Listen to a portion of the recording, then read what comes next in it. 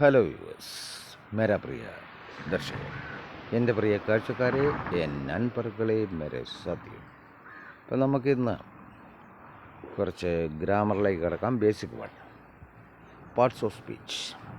അപ്പോൾ നമുക്കറിയാം, parts of speech are 18 numbers എന്ന് പറയുന്നത് 8 തരം പാർട്സ് ഓഫ് സ്പീച്ചുകളാണ് ഇംഗ്ലീഷ് ഭാഷയിൽ ഉപയോഗിക്കുന്നത്. അപ്പോൾ it's very important in speaking or writing and all things you know. വളരെ പ്രധാനപ്പെട്ടതാണ്. നമ്മൾ എഴുതുകയാണെങ്കിലോ എന്തെങ്കിലും ഗ്രാമാറ്റിക്കൽ അതുപോലെ സംസാരിക്കുകയാണെങ്കിലോ, അതായത് ഈ പാർട്സ് ഓഫ് സ്പീച്ച് സ്പർശിക്കാത്ത ഒരു ഭാഗങ്ങളും ഉണ്ടാവില്ല. So you should have to take it very seriously. Okay, അപ്പോൾ നോക്കാം. 8 എന്ന് പറയുമ്പോൾ first one is noun, then pronoun, then adjective. അങ്ങനെ അത് പോകണം. അപ്പോൾ നൗൺ വരും അല്ലേ, പ്രൊനൗൺ വരും അല്ലേ, ദെൻ അഡ്ജക്റ്റീവ് വരും, verb, adverb, preposition, conjunction and interjection. ഇത്രയാണ് വരുന്നത്. പെട്ടെന്ന് അപ്പോൾ അത് ഓരോന്ന് എന്താണെന്ന് നമുക്ക് നോക്കി വരണം.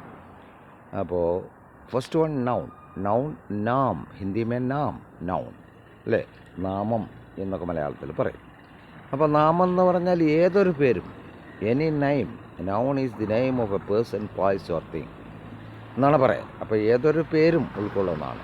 അപ്പോൾ നമ്മൾ പറയാം, അതെ, നെയിം എന്ന് പറഞ്ഞാൽ ആവട്ടെ ഒരു ചന്ദ്രൻ, മുസ്തഫ, ജോർജ് എന്നൊക്കെ പറയും. ഇതൊക്കെ പേരുകളാണ്.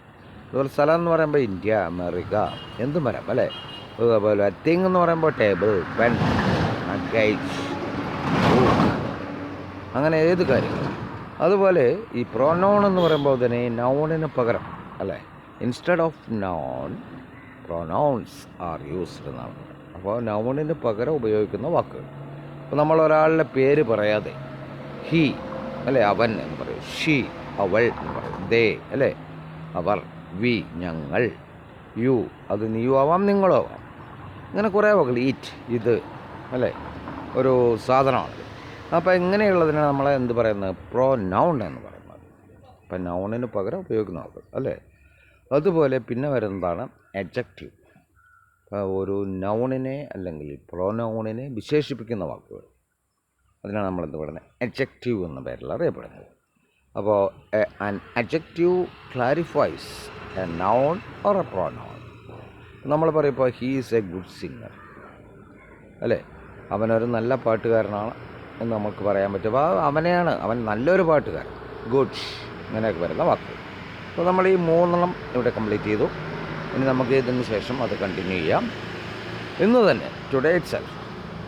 അപ്പോൾ ഇത് മറക്കാതെ എൻ്റെ ചാനലുകൾ നിങ്ങൾ കാണുക. YouTube my link step up with English Prakash T K Menon. Subscribe it, otherwise you can get the continuation of the class. ഞാൻ നിങ്ങൾ സബ്സ്ക്രൈബ് ചെയ്താൽ തുടർച്ച കിട്ടും ക്ലാസ്സിൽ. അതുപോലെ ഫേസ്ബുക്കിൽ എൻ്റെ link step up with English 108 X08, അത് ഫോളോ ചെയ്യുക, then share, then Facebook, then Instagram my link Prakash TK7, Prakash TK7. It's also following and share. Okay, see you in my next video. Okay.